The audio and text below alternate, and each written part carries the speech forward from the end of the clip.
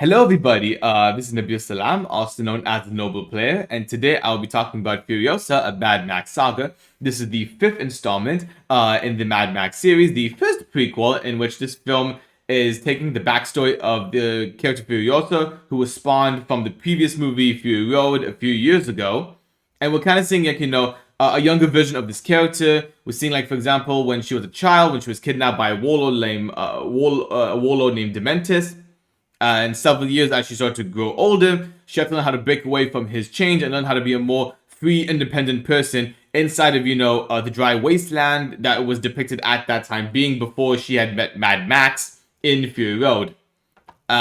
So just to give a quick, like a bit of a recap, my backstory with this, I really enjoyed the Mad Max movies. Specifically, I liked the first three films with Mel Gibson. I really like how George Miller was able to present this post-apocalyptic desert wasteland at the time when those movies came out. They were really gritty, and there was a lot of really great in-camera, in-focused action. Really, really well. It was very brutal and bloody. I really quite enjoyed those, and Mel Gibson was a great screen presence for those as Max. Then we get to Fury Road, which I enjoyed watching it visually, like on the big screen when I first saw it.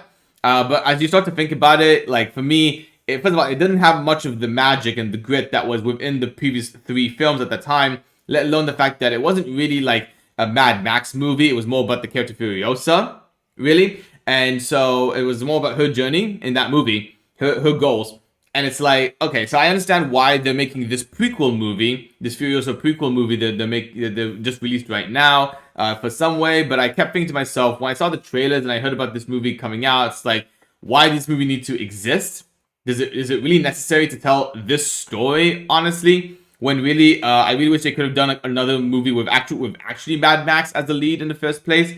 I felt that way when I went into the movie theater yesterday, and then when I came out of the movie theater, I just kept thinking to myself, this really was not necessary, like, at all. It just felt like filler for the most part. It doesn't really mean much in the first place. Before I get to some of the reasons why I really did not like the movie in the first place, I want to talk about the things that are actually really good. This film is directed by George Miller, of course, so he's done all the other Mad Max movies before. You kind of know what you're gonna expect from him. I like the way that he approaches or how he represents, the desert wasteland. Like, I like how incredibly sparse and huge they really look, especially if you watch it like on the big screen.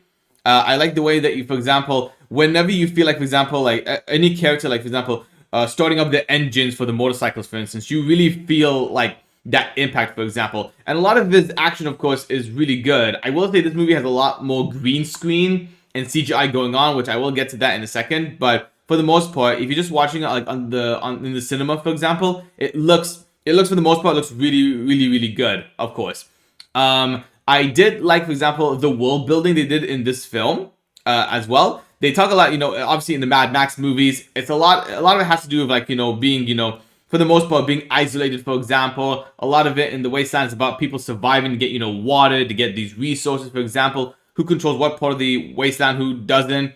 Different, the different stations, obviously, that is able to control everything that they can with, like, any resource or any of the human survivors in that case. It's a really nice that they're trying to, they build that a little bit within, the story itself. And it kind of leads a little bit without spoiling too much into what what happens in Fury Road by the end of the film. Actually, so I did like some of those little nods here and there, and I liked the performances. I felt like Anya Taylor-Joy is always reliably a very good actress. I'm glad like she's in a lot of movies for me, anyways. But she doesn't have a lot to do. She doesn't have as much dialogue in the first place. But she did what she was able to do with the script, in my opinion. And I think she's really convincing in action movies, like especially in this one. I think if you give her, like, for example, another action movie that's able to let her shine through, I think it can really work. Chris Hemsworth played Lord Dementis. He's like the antagonist of the film. He is really, really good in the film. His character is kind of here and there. It doesn't like really have much of a mesmerizing impact of any kind. It's not like, Immortan Joe or like some of the other previous like antagonists you've had in the Mel Gibson movies. But Chris Hemsworth's performance is like extremely good. He made that character worth it more than what the writing ultimately gave him in the first place. And I also really like I can't remember the name on the top of my head, but there's a friend, an ally that Furiosa makes as she becomes a bit older and she actually becomes, you see Anya Taylor-Joy. He was actually very good. I thought that he was a very good, ally, a good friend to her that actually was mentoring her on like how to survive. Really, he doesn't have enough screen time though, in my opinion. That was a bit of a disappointment. He was my favorite character actually in the entire film. But really, other than that, again, the narrative to me, the biggest problem with the movie is that as a story, as a concept, I didn't really buy into the idea about why did we need a character called why did we need a backstory for the character Furiosa when she was the one who's trying to like steal a spotlight from Mad Max in Fury Road in the first place. And in this film, what they're trying to do is essentially is like her motivations and sort of her conflicts, her situations are very similar to Max actually from the very first movie. But it's not really as interesting as you saw in the... It's not interesting or not as actually well told in my opinion as in the very first Mad Max movie. Because a lot of the time what will happen is in this film is that this movie takes a long time to get everything explained to you somehow. And it's like, for instance, a lot of like seeing Furiosa as a child, right? Without giving away too many things, they spent a lot of time in that section of the movie, really. A lot of it in the beginning of the film is a lot of time spent with this younger version of Furiosa. And you feel like, for example, like that whole story could be truncated down a lot, actually, to get the points across.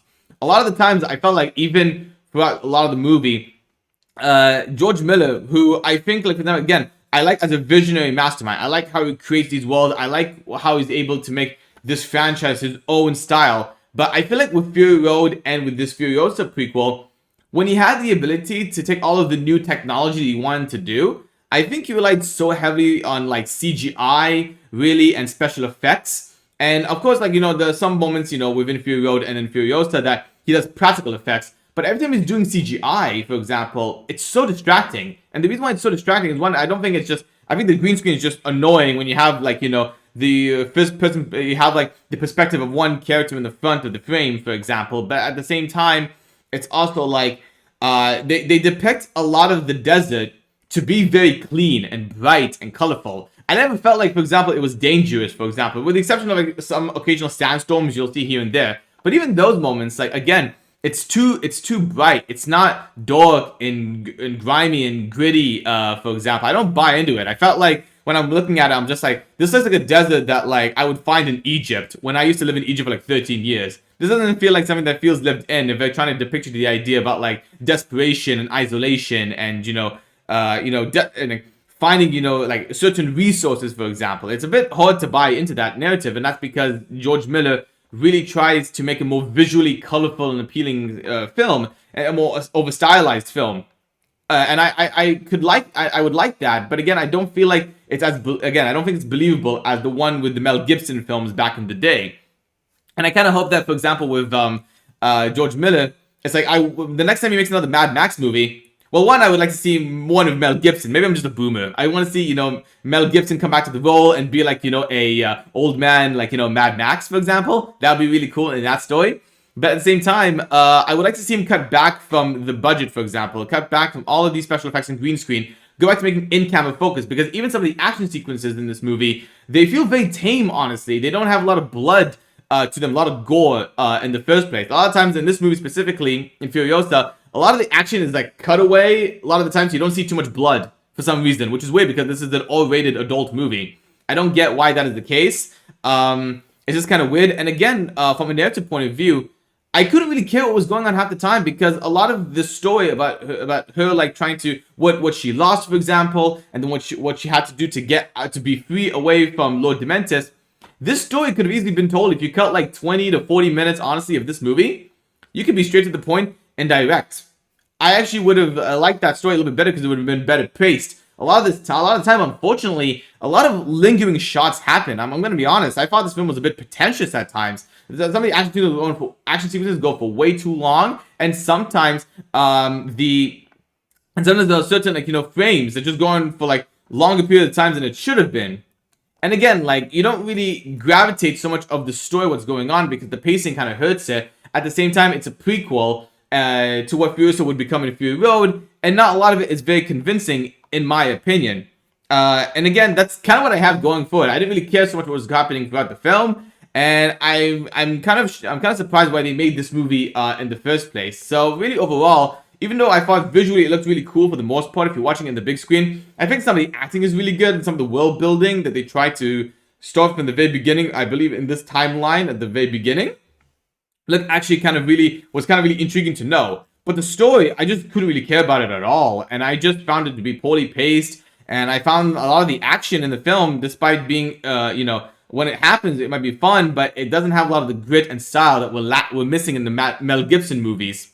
I kind of hope they get back into that sort of formula, maybe in the next few Mad Max films, if they're ever going to do that. But really, overall, at that point, if I'm gonna give it on a scale of 0 to 10, like Desert Wastelands, I'm gonna have to unfortunately give it a 5 out of 10. Because even like, for example, while there are some things you can appreciate about it from a filmmaking standpoint, a lot of it just feels lost, honestly, in this story and in the character that doesn't really need to be there in the first place. It's just really hard to buy into it, unfortunately for me anyways. So again, that's kind of my review of Furiosa, Mad Max Saga. I wonder what you guys think in the comment section below. Did you guys like this movie? Did you guys not like this movie? Do you agree with my points? Do you disagree with my points? I want you guys to tell me what you think in the comment section below. And at the same time, if you guys like me talking about movies, video games, live streams, reaction videos, I hope you guys can like this video. I hope you guys can also subscribe to the channel. I'm really excited to see where the channel can grow. I got a lot of really cool things I want to show it to you guys, hopefully by next week, definitely for sure. And until then, I hope I see you guys in the next video.